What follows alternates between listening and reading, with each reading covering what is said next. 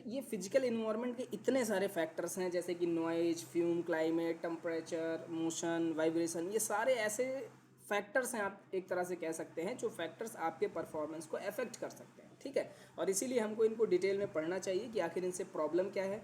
तो प्रॉब्लम अगर हमें पता होगा तो हम अवेयर रहेंगे कि ये प्रॉब्लम इनसे आने वाली है, यानी ये इंसान या फिर ये फैक्टर जो है वो इतना ज़्यादा नुकसानदायक हो सकता है। और उसके बाद फिर हम पढ़ते हैं कि आखिर हम इनका प्रिकॉशन क्या यूज़ करेंगे, यानी हम इनको अवॉइड कैसे कर सकते हैं, अगर हो गया है तो फिर हम बचेंगे कैसे, है ना, क्या मेडिकेशंस लेने होते हैं। ये सारी चीज़ें जितनी भी हैं ये हमें पढ़ना होता है इस चैप्टर में, ठीक है। और ये बहुत ज़रूरी है, क्योंकि हमें एविएशन फील्ड में इन सब काम इन सारी बातों का ज़रूरत पड़ने वाला है, ठीक है। तो इसमें से हमने बहुत हद तक चीज़ें पढ़ ली थी, जैसे कि नॉइज़, फ्यूम, ये सब पढ़ लिया था हमने, ठीक है। फ्यूम्स में भी बहुत सारे तरीक़ों के फ्यूम्स देखे थे ना हमने, गैसोलीन, केरोसिन, हाइड्रोलिक ऑयल, ये सब कुछ देख लिया था हमने। आज जो हमको स्टार्ट करना है वो हमको स्टार्ट करना है क्लाइमेट एंड टेम्परेचर, ठीक है। यानी आज जो हम पढ़ेंगे वो क्लाइमेट एंड टेम्परेचर का पढ़ेंगे, ठीक है। तो क्लाइमेट और टेम्परेचर इनमें सबसे पहले तो ये जानना जरूरी है कि इसमें डिफरेंस है, ठीक है। डिफरेंस क्या है? डिफरेंस ये है, क्लाइमेट का मतलब होता है सीज़न, यानी क्या सीज़न चल रहा है। जैसे आपको अगर आपसे कोई पूछे अभी का क्लाइमेट कैसा है, तो आप बोलोगे हॉट है, यानी समर है, यानी कि गर्मी पड़ रही है, और इसके साथ साथ ह्यूमिडिटी बहुत ज़्यादा है ना। आप देख रहे हो ह्यूमिडिटी बहुत ज़्यादा प्रॉब्लम है यहाँ पे, ठीक है। तो क्या है, आप अभी ये क्लाइमेट हो गया, यानी सर्दी, गर्मी, बरसात, ये या फिर स्प्रिंग्स जो होते हैं, है ना, उनको हिंदी में क्या बोलते हैं, पतझड़, है ना, ये सब क्या है, ये सब क्लाइमेट्स हैं। लेकिन टेम्परेचर का क्या मतलब है कि कितनी ज़्यादा गर्मी है या कितनी ज़्यादा ठंडी है, और वो भी कैसे, उस दिन का पर्टिकुलर टाइम का। जैसे अभी प्रेजेंट टाइम में क्या है, बहुत ज़्यादा गर्मी है, लेकिन अभी रात में जब आप 3-4 बजे की बात करते हो, है ना, सुबह के टाइम में बिल्कुल, तो वो ठंडा होता है, ठीक है। तो टेम्परेचर उस टाइम कम है, रात में ज़्यादा है, ये सेम डे की घटना है। लेकिन गर्मी है, ठंडी है, बरसात है, ये लॉन्ग टर्म वाली चीज़ें हैं ना, कि 1-2 महीने ये रहेगा, 2-2.5 महीने ये रहेगा, 4-5 महीने ये रहेगा, ऐसे करके होता है, ठीक है। तो उसे क्लाइमेट कहते हैं। और एक दिन में जो रेगुलर चेंजेस आते हैं टाइम टू टाइम, आप एक एक सेकंड का भी निकाल सकते हैं, उसे बोलते हैं टेम्परेचर, ठीक है। यानी डिग्री ऑफ हॉटनेस, ठीक है, कितना कोई चीज़ गर्म है, इसी को जानना ही टेम्परेचर कहलाता है, ठीक है। आप सब पढ़े होंगे ना, क्लास 9-10 में डेफिनेशन पढ़ाई जाती है, व्हाट इज टेम्परेचर। तो temperature is nothing but the degree of hotness, ठीक है। अब देखो, ये हमें पढ़ने की क्यों ज़रूरत है, यानी एक एयरक्राफ्ट मेंटेनेंस टेक्नीशियन को ये पढ़ने की क्यों ज़रूरत पड़ी थी, है ना। तो उसका रीज़न ये है कि जो एयरक्राफ्ट मेंटेनेंस टेक्नीशियन होता है वो दो तरीक़ों से काम करता है। या तो वो एक्चुअल फील्ड में काम करता है, यानी कि जहाँ पर किसी भी तरह का ऊपर हैंगर वगैरह ऐसा कुछ भी नहीं होता है, जहाँ पर लाइन मेंटेनेंस होता है, यानी रनवे और उसके आसपास के एरिया में काम करता है। या फिर हो सकता है कि वो किसी हैंगर में काम कर रहा हो, ठीक है। हैंगर मतलब क्या होता है, तो हैंगर आप एक तरह से कह सकते हो कि टेम्परेरी घर की तरह बनाया जाता है। उसके अंदर इतना स्पेस होता है कि पूरा एयरक्राफ्ट उसके अंदर खड़ा हो सकता है, और टेक्नीशियन उसके अंदर उस पर काम करता है, ठीक है। तो उसे बोलते हैं हैंगर, है ना। लेकिन जब वो एक्चुअली बिल्कुल आसमान के नीचे काम करता है तो उसे बोलते हैं ओपन एरिया, है ना। तो वो ओपन एरिया में भी काम कर सकता है और हैंगर में भी काम कर सकता है। तो ये जितने भी आपके क्लाइमेट और टेम्परेचर के फैक्टर्स हैं, जैसे कि समर यानी गर्मी, विंटर यानी ठंडी, रेनी डेज मतलब बरसात का दिन, स्ट्रॉन्ग विंड्स यानी बहुत तेज जब हवा चल रही हो, ठीक है। तो हवा चलने की भी दो कंडीशन है। पहली बात, एक तो आप गर्मियों में देखते हैं हवा, ठीक है, जिसे लू कहते हैं, वो भी चलता है, उससे भी प्रॉब्लम है। और दूसरा जो ठंडियों में हवा चलती है, ठीक है, जिसे हम विंड चिल्स बोलते हैं, वो बहुत ही ज़्यादा ठंडी हवाएं होती हैं, ठीक है, और वो बॉडी को बहुत ज़्यादा नुकसान करती हैं। अभी हम आगे पढ़ेंगे, ठीक है। तो ये जितनी भी चीज़ें मैंने बताई, ह्यूमिडिटी होना, हाई ह्यूमिडिटी, जैसे आजकल का जो दिन है, आज बहुत ज़्यादा बरसात होती है, फिर अचानक से धूप निकल आता है, तो आप देखते हैं इतना ज़्यादा ह्यूमिडिटी होती है, इतने यानी कि उमस बहुत ज़्यादा होती है ना। और भी जनरल टर्म में बात करनी है तो आप कह सकते हैं कि आपके आसपास के इन्वायरमेंट में वाटर का जो क्वांटिटी है वो बहुत ज़्यादा बढ़ गया है, ऐसा आप कह सकते हो, अगर बहुत ही ईजिली बोलना है तो, ठीक है। तो ये सारे के सारे ही रीजंस होते हैं जो हमें अवॉइड करने होते हैं, एज एयरक्राफ्ट मेंटेनेंस टेक्नीशियन झेलने पड़ते हैं, ठीक है। तो इनके बारे में जानकारी होना बहुत ज़्यादा ज़रूरी है, ठीक है। तो हम अब देखते हैं कि इसमें से क्या क्या होता है। तो सबसे पहले तो हमें जो देखना है कि हमारी जो बॉडी है, यानी हमारा जो शरीर है, ये शरीर हीट को रिस्पॉन्स कैसे करता है ना। कोई भी हीट जो है, जो थोड़ा हीट हो सकता है, यानी कम टेम्परेचर हो सकता है, बहुत ज़्यादा टेम्परेचर भी हो सकता है, ये सारी कंडीशंस में हमारा बॉडी रिस्पॉन्स कैसे करता है, यही हमें पढ़ना है। अगर हमें ये पता चल जाए कि हमारी बॉडी कैसा रिस्पॉन्स करेगी, तो फिर उसके बाद से हम वैसा वैसा प्रिकॉशंस लेंगे ताकि हमारी बॉडी ऐसा रिस्पॉन्स ना करे जो भी गलत होगा, ठीक है। तो कैसा होता है, तो सबसे पहले तो ये जानो कि हीट जो है, यानी गर्मी जो है आपके शरीर में, वो 2-3 तरीके हैं जिससे वो लॉस होती है ना। यानी अगर आपको बहुत ज़्यादा गर्मी लगती है तो सबसे पहला डिफेंस जो आपकी बॉडी का होता है वो होता है स्वेटिंग, यानी होता है पसीना आना, है ना। आप कभी भी फील करते हैं जब आपको बहुत ज़्यादा अंदर से गर्मी फील होती है तो आपको तुरंत पसीना आने लगता है, ठीक है। और अगर किसी को नहीं आता तो उसकी बीमारी है, ठीक है, और किसी को बहुत ज़्यादा आता है तो भी बीमारी है। लेकिन अगर आपको एक कॉमन जो जनरल इंसान है उसको जब कोई भी गर्मी लगती है तो उसे पसीना आता है ना। जब कोई भी उसे गर्मी लगेगी तो उसे पसीना आएगा, क्योंकि ये बॉडी का एक तरह से क्या है, डिफेंस सिस्टम है ना। वो करता क्या है, ये क्यों होता है, ये मैं आपको बता दूं। आप सभी ने अपने मॉड्यूल्स में पढ़ा होगा रेडिएटर का काम क्या होता है, ठीक है। रेडिएटर का काम होता है ठंडा करना, किसी भी चीज़ को ठंडा करना वो रेडिएटर होगा, है ना। ये आपको जनरल गाड़ियों में मिल जाएगा, एयरक्राफ्ट में भी होता है, किसी भी जगह पर मिलेगा आपको, है ना। कोई भी जो बड़ी मशीन है जिसमें हीट ज़्यादा प्रोड्यूस होता है वहाँ पर आपको मिल जाएगा। इवन आपने जनरेटर देखा होगा, जो घरों में जो जनरेटर यूज़ होता है शादी वादी में, वो भी देखा होगा ना। उसके भी आगे देखे होगे आप, रेडिएटर लगा होता है पंखे के आगे, है ना, ठंडा करने के लिए। तो ये हर जगह पर लगा होता है, कोई ज़रूरी नहीं है कि आप एयरक्राफ्ट की बात करिए, कॉमन जनरल लाइफ में भी आप उसे देख सकते हैं, ठीक है। तो ये रेडिएटर की तरह हमारी बॉडी भी हल्का हल्का काम करती है, ठीक है। वो कैसे करती है, तो जो हमारे ब्लड वेसल्स होते हैं, यानी जो स्किन के नीचे हमारे जो ब्लड वेसल्स होते हैं, ये ब्लड वेसल्स जो हैं ये डायलेट होते हैं। डायलेट होने का मतलब ये थोड़ा सा मतलब फैलते हैं, है ना। और हम जानते हैं अगर किसी चीज़ का सरफेस एरिया बढ़ा देते हैं ना तो वो बहुत जल्दी ठंडा हो जाता है ना। एग्जाम्पल के लिए आप सब खाना खाते होंगे ना, चावल खाते होंगे ना सभी लोग। तो देखो जब वो चावल एक साथ ऐसे रखा रहता है थाली में तो बहुत गर्म रहता है, तो उसका पहला डिफेंस हम लोग क्या करते हैं, उसको ऐसे थोड़ा सा फैला देते हैं, है ना, थाली में ही। तो जब वो फैल जाता है ना तो बिल्कुल ठंडा हो जाता है जल्दी से। सब किए होगे, मुझे पता है, सब सब 100% किए होगे, यानी खाना तो सब खाते ही होगे यार, है ना। ये सभी लोग करते हो। रोटी को इसी तरह करते हैं, क्या करते हैं, रोटी को इसे दो टुकड़े में कर देते हैं तो क्या होता है, उसका सरफेस एरिया बढ़ जाता है, ऐसे पूरा बीच से निकाल देते हैं, उसको दो पार्ट में कर देते हैं। यानी उसका जो ऊपर वाला होता है पार्ट, उसका जो लेयर होता है उसको और नीचे वाले लेयर को अलग अलग कर देते हैं, तो उसका सरफेस एरिया बढ़ गया, वो भी जल्दी ठंडा हो जाता है। सेम ऐसे ही बॉडी करती है ना। सेम बॉडी का भी यही फंक्शन है। जो आपके वेसल्स होते हैं वो थोड़े डायलेट हो जाते हैं। जैसे ही वो डायलेट होते हैं, आपका जो ब्लड है यानी जो आपका खून है उसको थोड़ा ज़्यादा सरफेस एरिया मिलता है। तो जब ज़्यादा सरफेस एरिया मिलता है तो क्या होता है, ठंडा होता है। और जो ठंडा होता है तो वही आपके शरीर से स्वेटिंग होती है, पसीने निकलते हैं, ठीक है। और जब पसीने निकलते हैं, आपने देखा होगा कि बहुत तेज़ गर्मी होती है, फिर अचानक से पसीना निकलता है, फिर बड़े राहत मिलती है, हाँ बढ़िया है, ठीक है। वो बस यही है कि जब आपके अंदर से पसीना निकल जाता है तो वो क्या होता है, पसीना इवापोरेट होता है ना। इवापोरेट का मतलब वो धीरे धीरे क्या करता है, इन्वायरमेंट में इवापोरेट होता है, उड़ता है वाष्प बन के, है ना, वेपर्स बन के। तो आपको ठंडा लगता है, ठंडी महसूस होती है, ठीक है। तो ये हो गया आपका क्या नाम है, इवापोरेशन। इसी तरह से आप लोग देखे होंगे, आप जब बहुत ज़्यादा गर्मी लगती है तो आप ठंडा पानी पीते हैं, है ना। ठंडा पानी पीते हैं, उससे भी आपको फ़ायदा होता है। क्यों, क्योंकि जब ठंडी चीज़ आपकी बॉडी में जाता है तो वो क्या करता है, आपके जो आसपास की जो गर्म चीज़ें होती हैं बॉडी में उसको क्या करता है, ठंडा करता है धीरे धीरे। इसको बोलते हैं कंडक्शन, है ना। जैसे मान लीजिए आप कोई बहुत ठंडी चीज़ अपने हाथ से छूते हैं तो वो चीज़ गर्म हो जाएगी और आपको ठंडा कर देगी, यानी जब तक टेम्परेचर इक्वलाइज नहीं हो जाएगा। यानी दो बॉडीज़ एक ज़्यादा टेम्परेचर पर है और दूसरी कम टेम्परेचर पर, जब वो एक दूसरे को कनेक्ट करते हैं तो क्या करते हैं, जो ज़्यादा टेम्परेचर वाला है वो धीरे धीरे कम टेम्परेचर वाले की तरफ फ्लो करता है, और कम वाले का टेम्परेचर बढ़ने लगता है और जो ज़्यादा उसका टेम्परेचर घटने लगता है। और जब ये दोनों बराबर हो जाते हैं तो ये प्रेशर रुक जाता है ना। ये पानी वानी के साथ भी होता है, आप लोग देखे होंगे, अगर बचपन में खेले हुए होगे ना तो ये सब देखा होगा, ठीक है। फिर इसके अलावा ये तो बात हो गई हमारे स्वेटिंग की, है। एक चीज़ और होता है जिसे बोलते हैं कन्विक्शन। कन्विक्शन का मतलब ये होता है, जैसे अभी बताऊंगा मैं आगे चल के कोल्ड के रिस्पॉन्स में, कि जैसे जब ठंडियाँ होती हैं तो भी बॉडी का हीट हमें बचाना होता है ना, उस टाइम बचाना होता है, इस टाइम घटाना है, उस टाइम बचाना है। क्यों, क्योंकि उस टाइम हमें हीट की ज़रूरत है। तो जब कन्विक्शन का मतलब, जब चिल्ड हवाएं चलती हैं, बहुत ठंडी ठंडी हवाएं चलती हैं आपके इन्वायरमेंट में, तो डायरेक्ट आपकी बॉडी पर जब आकर के वो टकराती हैं तो वो क्या करती हैं, आपके टेम्परेचर को बहुत ज़्यादा डाउन कर देती हैं अचानक से, है ना। उसको बोलते हैं कन्विक्शन, है ना। यानी किसी चीज़ के तुम डायरेक्टली कांटेक्ट में नहीं आए लेकिन फिर भी आपके बॉडी का टेम्परेचर घट गया, है ना। इसको बोलते हैं कन्विक्शन, ठीक है। तो ये इतने सारे तरीके होते हैं बॉडी का लॉस, हीट जो है वो लॉस करने का, यानी कम करने का, ठीक है।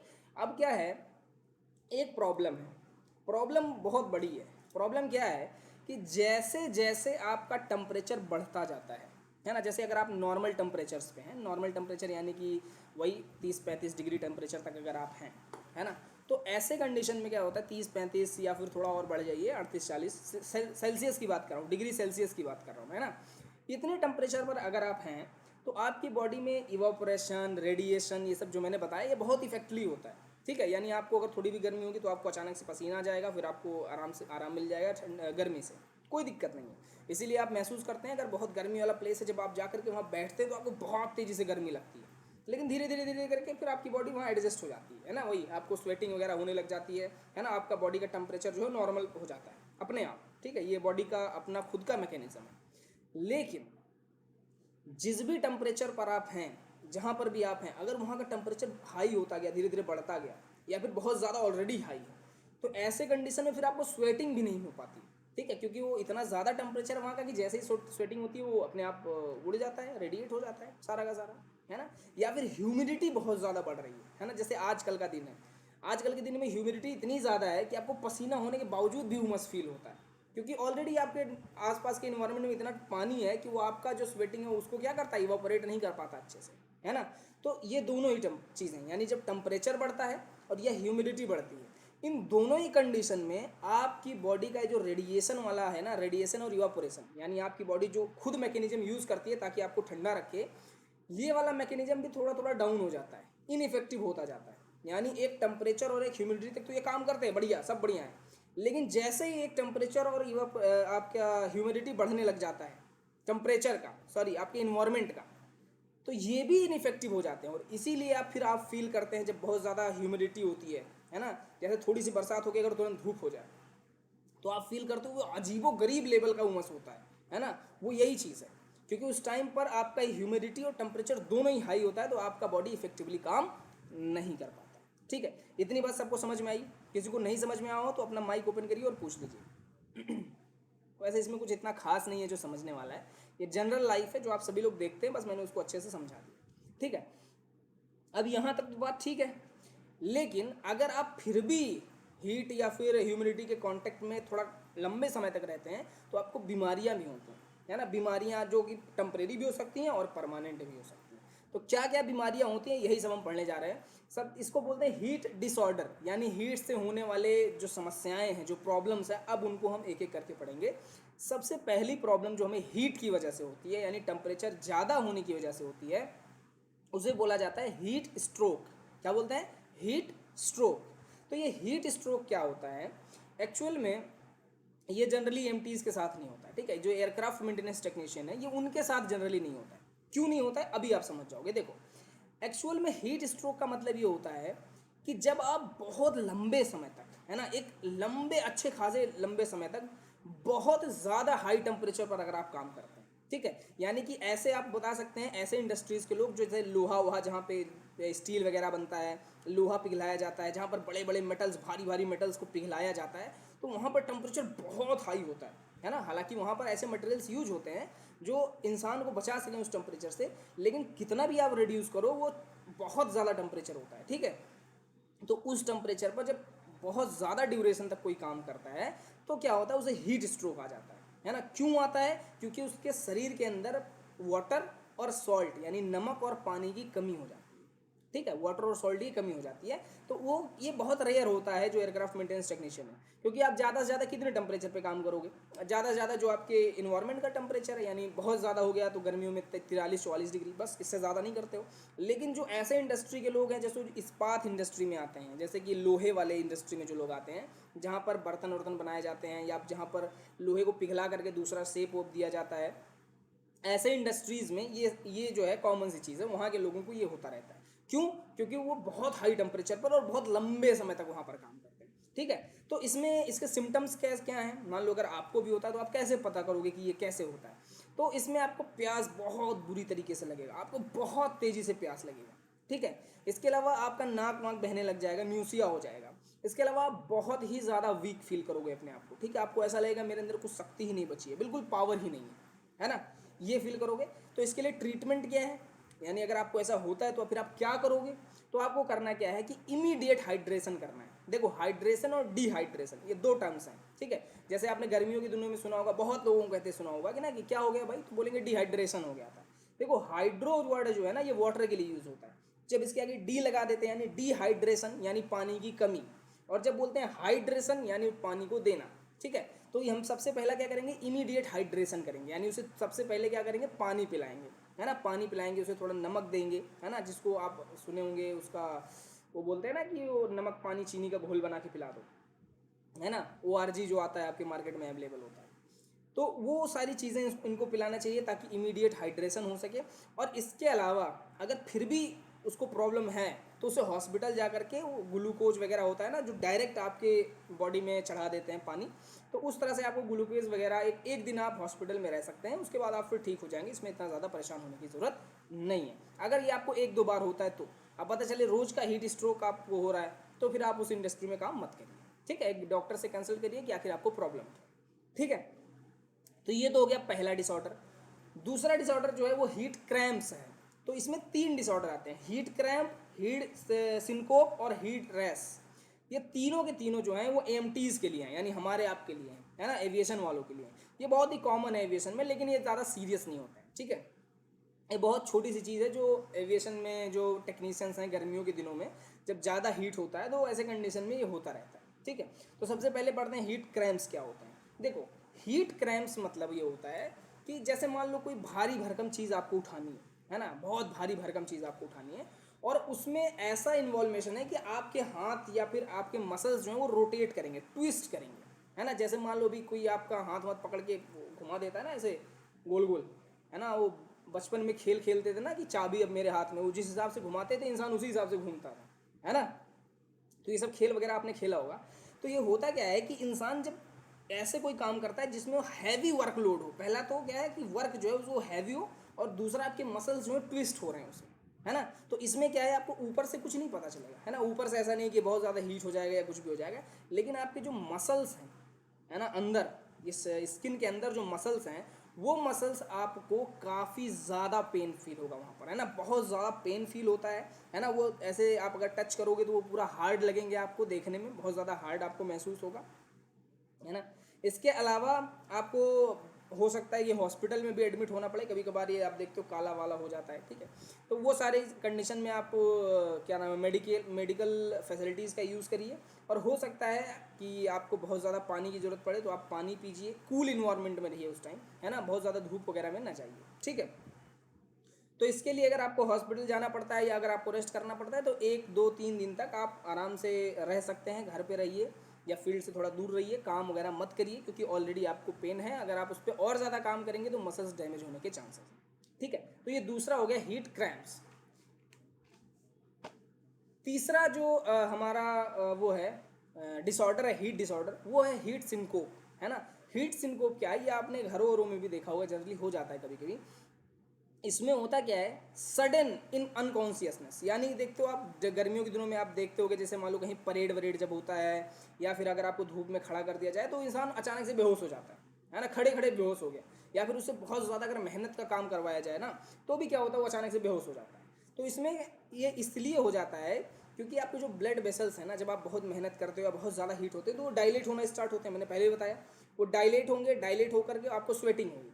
लेकिन जब वो बहुत ज़्यादा डायलेट हो जाएंगे, है ना, तो आपको डिहाइड्रेशन हो जाता है, यानी पानी की कमी हो जाती है आपके अंदर, है ना। तो इसमें क्या होगा कि आपके पल्सेस जो हैं, यानी जो पल्स आपकी चलती हैं वो पल्सेस भी आपको वीक नज़र आएंगी, है ना। इंसान पूरी तरह से बेहोश हो जाएगा, ठीक है। आपका जो ब्लड प्रेशर है वो बिल्कुल रिड्यूस हो जाएगा, यानी 100 mmHg से भी नीचे आ जाएगा। तो ऐसे कंडीशन में आपको क्या करना है, तो सबसे पहले तो जो भी विक्टिम है यानी जिसको भी ये प्रॉब्लम हुई है उसको पहले ले जा करके कहीं पर कूल इन्वायरमेंट में लेके जाओ, है ना, क्योंकि वो ऑलरेडी हीट में है तो उसे कहीं ठंडी स्थान पे लेके जाओ और उसे लिटा दो बिल्कुल, है ना, उसे बैठा के या उठा के कुछ नहीं रखना, उसे लिटा दो। और लिटाने के बाद उसको पानी वगैरह दो पीने के लिए, हाइड्रेशन दो, सॉल्ट वाटर दो, है ना, चीनी और पानी मिला करके दो, इस तरह से मतलब जो हाइड्रेशन का काम करे, जो उसके अंदर जा करके वाटर की कमी को पूरा करें, ऐसे मटेरियल्स उनको दो। और उसको कोशिश करो कि लगभग 1 वीक तक, यानी लगभग 1 दिन 2 दिन 3 दिन जितने दिन भी उससे अवॉइड हो सकता है वो काम पर ना जाए, ठीक है, ताकि जब प्रॉपर हाइड्रेशन हो जाए बॉडी का, यानी बॉडी में आपको अच्छे मात्रा में जब पानी मिल जाए उसके बाद ही फिर वो काम करने के लिए जाएगा, ठीक है। समझ में आया सबको, इसे बोलते हैं हीट सिंकोप, है ना। जो नेक्स्ट है वो है हीट रश। हीट रश क्या होता है, तो इसका एक और नाम है बहुत कॉमनली जो इसे बोलते हैं, उसे बोलते हैं प्रिकली हीट, है ना, इसे इसका नाम है, जैसे आप बहुत सारे लोगों का नाम होगा ना, कॉलेज में कुछ और बोलते हैं, घर पे कुछ और बोलते हैं, तो इसी तरह से जो हीट रश है इसका भी 2 नाम है ना। एक तो हीट रश इसे कहते हैं हम मेडिकल टर्म्स में, इसके अलावा इसको प्रिकली हीट भी बोला जाता है, ठीक है। ये तो कॉमन चीज़ है, ये किसी को भी हो जाता है, हमें आप लोग को भी हो जाता होगा। आप देखो जब कभी भी आप बहुत हॉट टेम्परेचर में काम करते हो, यानी जहाँ बहुत ज़्यादा गर्मी है, तो आपका जो ये ऊपर वाला स्किन है, ये जितनी भी ऊपर की स्किन्स है ना, आप इसमें देखोगे पूरा ये स्किन जो है इस पर रेड कलर के रैसेस आ जाते हैं, है ना। रेड कलर के रैसेस हो जाएंगे, हो सकते हैं कुछ छोटे मोटे पिंपल्स निकल जाएं, है ना, स्किन पर ही, है ना। इसके अलावा हो सकता है उस पर खुजली हो, तो अगर आप इचिंग हो रही है और आप उसे बहुत ज़्यादा खुजला रहे हो तो हो सकता है वो इन्फेक्शन कॉज कर दे, है ना, और इन्फेक्शन से वो बड़ा घाव बन सकता है। तो इसलिए अगर ऐसी कंडीशन आपके साथ है हीट रश वाली, तो आप कोशिश करिए 1 हफ्ते तक काम मत करिए, उसे अच्छे से ठीक होने दीजिए। जब वो अच्छे से सही हो जाए उसके बाद फिर आप अपना जो जो भी वर्क है उसे आप कैरी आउट करिए, उसे में कोई प्रॉब्लम नहीं। ठीक है, इतना सभी को समझ में आया? अगर किसी को नहीं समझ में आया तो माइक ओपन करके आप पूछ सकते हैं। ठीक है, ये हीट डिसऑर्डर्स में पढ़ा रहा हूँ, जिसमें मैंने 4 हीट डिसऑर्डर पढ़ा। यस।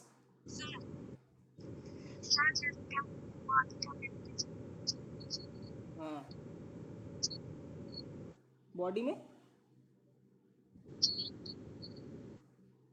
जलन क्यों होता है? हाँ, तो ऑब्वियस सी बात है, आपका टेम्परेचर जब ज़्यादा हाई हो जाएगा तो आपके शरीर के अंदर ऑब्वियस सी बात है, आप सभी को पता है, सब ज़्यादा मात्रा में क्या है, पानी है, ब्लड है ना, ये सब क्या है, लिक्विड फॉर्म में है। तो ये जब हीट हो जाएंगे, सारी चीज़ें हीट हो जाएंगी, आप खुद सोचो, एक बर्तन में अगर पानी ठंडा रखा हुआ तो ठंडा पानी है, अगर आप अंदर का पानी गर्म कर दोगे तो उसका जो वेसल है, यानी जिस बर्तन में आपने रखा है वो बर्तन भी गर्म हो जाएगा। इसी तरह से आपकी बॉडी में जो मैक्सिमम चीज़ें हैं वो लिक्विड फॉर्म में है ना, लिक्विड सॉलिड जो भी हैं, अगर उनका टेम्परेचर बढ़ेगा तो आपकी बॉडी भी हीट पड़ेगी ना, तो आपको क्या होगा, गर्मी महसूस होगी। ठीक है। और कोई डाउट किसी को? नहीं है तो एक नेक्स्ट चीज़ है, वो है हीट इंडेक्स, है ना। तो एक तरह से आप ये कह सकते हो कि आपकी बॉडी में कितना डिसऑर्डर हुआ है, यानी आप कितना ज़्यादा गर्मी महसूस कर रहे हैं, उसको नापने की क्वांटिटी, है ना। जैसे आप किलोमीटर नापना है तो क्या करते हैं आप, अरे डिस्टेंस नापना है तो आप किलोमीटर में नाप लिए, है ना। तेल नापना है या कोई लिक्विड चीज़ नापनी है तो आप लीटर में नापते हैं। वैसे ही हीट को भी नापा जाता है, तो उसे हीट इंडेक्स बोलते हैं। तो इसका मतलब ये होता है एक्चुअल में आपकी बॉडी क्या फील कर रही है ना, उसके लिए एक इंडेक्सिंग की जाती है। तो एक्चुअल में आपकी बॉडी कितनी हीट और ह्यूमिडिटी इन दोनों को कंबाइन करने के बाद कितना हीट आपकी बॉडी एक्चुअली फील कर रही है ना, उसको बोलते हैं हीट इंडेक्स। ठीक है, तो ये इतने टर्म्स थे जो हमें पढ़ने थे जब हम हीट की बात कर रहे थे, यानी हमारी बॉडी जो है वो हीट को कैसे रिस्पॉन्स करती है। ठीक है, समझ में आया सभी को? अगर किसी को कोई प्रॉब्लम हो तो पूछ लीजिए अभी, क्योंकि फिर इसके बाद हम कोल्ड स्टार्ट करेंगे कि हमारी बॉडी जो है वो कोल्ड को कैसे रिस्पॉन्स करती है। नहीं है, चलो वेरी गुड। अब ये तो हीट के कंडीशन की बात हो गई कि यानी जब टेम्परेचर जो है या कंडीशन जो है वो जब गर्म थी, तब हमें क्या क्या डिसऑर्डर्स आ रहे थे, हमें उसके लिए क्या क्या प्रिकॉशंस लेने थे, ये सब चीज़ें हमने देख ली हैं ऑलरेडी। अब हम पढ़ने जा रहे हैं वर्किंग इन कोल्ड कंडीशन, यानी जब हमारी बॉडी कोल्ड कंडीशन में होती है तब हमारे परफॉर्मेंस पे क्या इफेक्ट पड़ता है या उसकी वजह से हमें क्या क्या प्रॉब्लम्स हो सकती हैं। ठीक है, तो हमारे जो बॉडी का नॉर्मल टेम्परेचर है, ये कभी कभी पूछता है तो इसको ध्यान रखना, ये जनरल लाइफ के लिए भी बहुत ज़रूरी है। जो हमारे बॉडी का नॉर्मल टेम्परेचर है, ये नॉर्मल टेम्परेचर 98.6 डिग्री फ़ारेनहाइट, है ना, 98.6 डिग्री फ़ारेनहाइट, ये ध्यान रखना, फ़ारेनहाइट में बोल रहा हूँ, या फिर इसी को 37 डिग्री सेल्सियस बोला जाता है ना। तो या तो 98.6 डिग्री फ़ारेनहाइट या फिर 37 डिग्री सेल्सियस, इस कंडीशन में अगर आपके बॉडी का टेम्परेचर है तो आप बोलोगे कि आपकी बॉडी नॉर्मल टेम्परेचर पर है ना। और जनरली जो लोग ऐसा बोलते हैं ना कि बुखार हो गया है या बुखार 100 डिग्री से ऊपर चला गया, तो हम इसमें बात करते हैं, फ़ारेनहाइट में बात करते हैं। ठीक है, ऐसा मत सोचिए कि उसको हम सेल्सियस में बोलते हैं, क्योंकि अगर 100 डिग्री पे सेल्सियस पे अगर आपकी बॉडी चलेगी तो आपके बॉडी के अंदर का जो लिक्विड्स हैं, जो भी हैं, पानी हो गया, ब्लड हो गया, ये सब क्या हो जाएंगे, खोलने लग जाएंगे। ठीक है, तो खोलना समझ सकते हो आप कितना ज़्यादा हो जाएगा।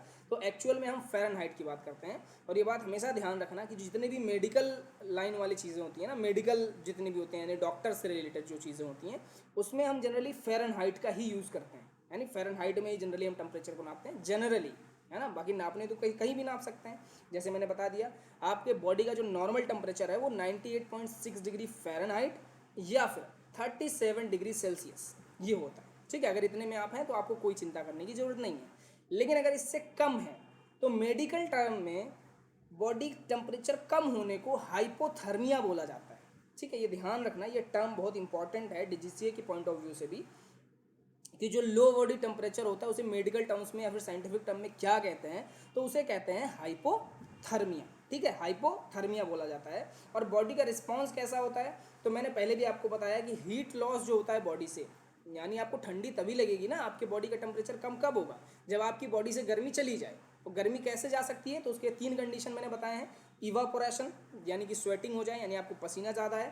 कंडक्टिव हो सकता है, जैसे कि मान लीजिए आप कहीं ऐसी जगह पर हैं जहाँ पर कोई और भी मेटल है या फिर कोई और भी ऑब्जेक्ट है जिसका टेम्परेचर आपसे कम है, और अगर आप उसको पकड़ के रखते हैं, उससे चिपक के रखते हैं, तो क्या हो सकता है कि आपका जो टेम्परेचर है उसमें ट्रांसफर हो जाए, तो आपकी बॉडी का टेम्परेचर लो हो जाएगा। इसे बोलते हैं कंडक्शन।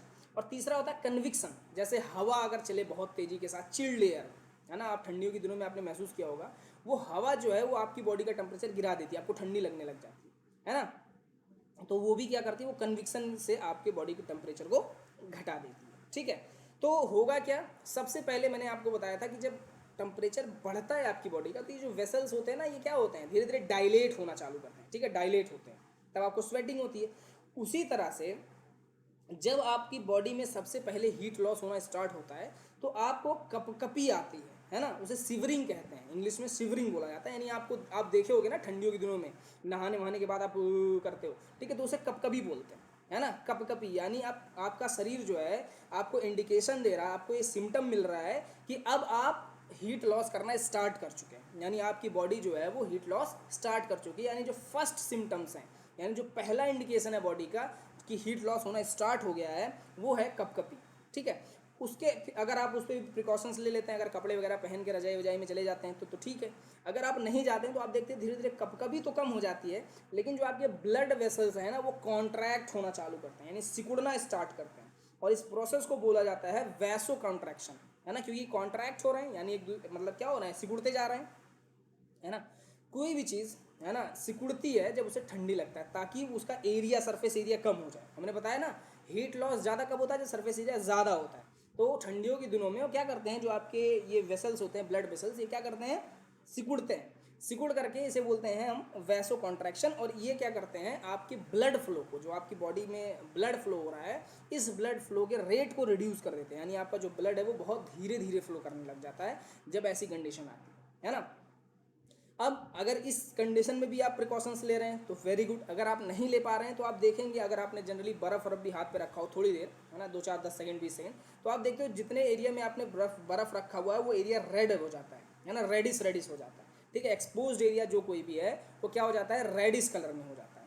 ठीक है, अगर यहाँ तक ठीक है। अगर आप फिर भी नहीं मानते हो तो उसी बर्फ़ को आप आज अंदाज कर लेना, अगर आपके घर में रेफ्रिजरेटर होगा, अगर बर्फ़ आप रखते हो तो पहले तो लाल हो जाएगा। अगर आप फिर भी नहीं हटाते तो आप देखोगे धीरे धीरे उंगलियों में या जहाँ कहीं भी आपने रखा है वो बर्फ़, वहाँ पर पेन होना स्टार्ट हो जाएगा, यानी दर्द होने लग जाएगा आपको। ठीक है, उस बर्फ़ की वजह से, यानी ठंडे टेम्परेचर की वजह से।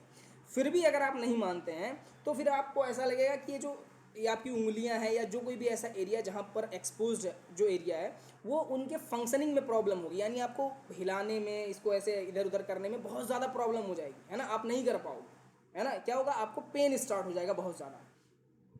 अगर फिर भी आप नहीं मानते हैं तो फिर ये छाले पड़ जाएंगे आपकी उंगलियों में, या जहाँ कहीं भी ऐसे एरिया हैं जो एक्सपोज्ड हैं, यानी जहाँ पर बहुत ज़्यादा ठंडी लग रही है आपको, है ना। अगर वो ठंडी बढ़ती जा रही है कंटिन्यूसली कंटिन्यूसली, तो क्या हो जाएगा, वहाँ छाले पड़ना स्टार्ट हो जाएंगे।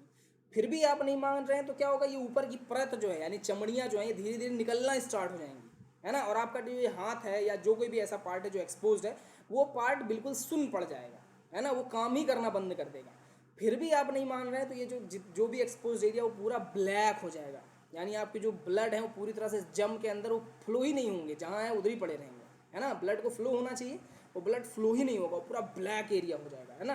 तो ऐसे कंडीशन में जाते जाते फिर हो सकता है आपके हाथ कभी काम ही ना करें, है ना। तो कोशिश करिए जब भी ये कंडीशंस आती हैं तो आप अवॉइड करिए। क्या क्या अवॉइड करना है, पहला आपको एयर और वाटर को अवॉइड करना है सबसे पहला, यानी एयर और वाटर। क्योंकि एयर आप अगर आपको मिल रही है, ठंडी हवा आपको अगर मिल रही है, तो वो ठंडी हवा क्या करेगी, आपका कन्विक्शन करेगी आपकी बॉडी में, आपका जो हीट है वो और ज़्यादा नुकसान होगा, और ज़्यादा लॉस होने लग जाएगी, है ना। और वाटर तो बिल्कुल ही अवॉइड करना है। क्यों, क्योंकि जो आपका वाटर है ना, वो इवापोरेशन यानी आपकी हीट लॉस को 25 से 30 गुना ज़्यादा बढ़ा देता है ना। तो आपको पानी और हवा को अवॉइड करना है जहाँ तक पॉसिबल हो सके। ठीक है, इतनी चीज़ें अगर आप करते हैं तो आप इजीली कोल्ड से भी बच सकते हैं। तो कुछ रिकमेंडेशंस हैं, है ना, यानी कुछ ऐसे हमारे सजेशंस जो हमारी बुक ने हमको दिया है कि कुछ चीज़ें हमें जाननी चाहिए। जैसे सबसे पहले हमें ये रिस्क जानना चाहिए कि हीट हो या कोल्ड हो, इनसे हमें क्या खतरा हो सकता है, ये हमें पता होना चाहिए, अवेयरनेस होनी चाहिए, इसकी जागरूकता होनी चाहिए, ठीक है। दूसरा, जब आप ठंडे वेदर में काम कर रहे हैं तो वार्म शेल्टर्स में काम करिए भाई, ऐसी जगह काम करिए जहाँ पर टेम्परेचर थोड़ा ठीक ठाक हो, यानी बहुत ज़्यादा कम टेम्परेचर ना हो। इसके अलावा आप वार्म बेवरेजेस का यूज़ करिए, जैसे कि चाय हो गया, कॉफ़ी हो गया, है ना, कोल्ड ड्रिंक नहीं, कोल्ड ड्रिंक क्या है, ठंडा है ना, चाय कॉफ़ी या फिर ऐसे चीज़ों का यूज़ करिए, गर्म पानी पीजिए, ये सब काम करिए। इसके अलावा कोशिश करिए ठंडियों में, अगर आप कोल्ड वेदर में काम कर रहे हैं तो कोशिश करिए ऐसा काम अवॉइड करिए जहाँ पर स्वेटिंग हो, जहाँ पर पसीना आ जाए, है ना। तो ठंडियों में हमें पसीना अवॉइड करना है, क्यों, क्योंकि अगर पसीना होगा तो आपकी बॉडी से हीट लॉस होगा, ठीक है। फिर जहाँ भी आप काम कर रहे हैं, अगर वहाँ बहुत ज़्यादा हीट है या बहुत ज़्यादा कोल्ड है, इन दोनों ही कंडीशन में आप ग्लव्स वगैरह पहन के काम करिए, है ना। ऐसे टूल्स का यूज़ करिए जो नॉन कंडक्टिव हो, है ना, वो बिजली वाला कंडक्शन नहीं, यहाँ पर हीट वाले कंडक्शन की बात हो रही है। जैसे आपने देखा होगा ना कि अगर आप कोई टूल उठाइए, अगर वो बहुत ठंडा है ठंडियों के दिनों में और आपका हाथ गर्म है, तो आप जब उसे पकड़ते हैं तो देखते हैं वो लोहा भी कुछ देर में गर्म हो जाता है ना। तो ये क्या होता है, कंडक्शन, आपकी बॉडी का हीट उसमें ट्रांसफर होना, ठीक है। इसके अलावा अप्रोप्रिएट क्लॉथ्स पहनिए, यानी जैकेट वगैरह पहनिए, ठीक है। और भी जो कपड़े हो सकते हैं उनका यूज़ करिए, और एल्कोहल को अवॉइड करिए, ठीक है। एल्कोहल, ड्रग्स, ये सब चीज़ें अवॉइड करिए ताकि आपका जो नर्वस सिस्टम है प्रॉपरली काम करे, ठीक है, कि मुझे क्या करना चाहिए और क्या नहीं करना चाहिए। यही काम नहीं करेगा आपका नर्वस सिस्टम ही, तो आप एक्शन कैसे लोगे, है ना। तो इतनी चीज़ें अगर आप करते हो तो ईजिली हीट से भी बच सकते हो, कोल्ड से भी बच सकते हो, आपको कोई प्रॉब्लम नहीं, ठीक है। समझ में आया सभी को। ये था हमारा आज का टॉपिक। अब इसमें भी किसी को डाउट हो, जो कि मुझे लगता नहीं होगा क्योंकि ये बहुत ही ईजी टॉपिक है ना। तो अगर अभी भी किसी को डाउट हो तो मैं माइक ऑन करो और पूछ सकते हो, अगर कोई प्रॉब्लम हो, किसी को भी कोई भी प्रॉब्लम हो तो।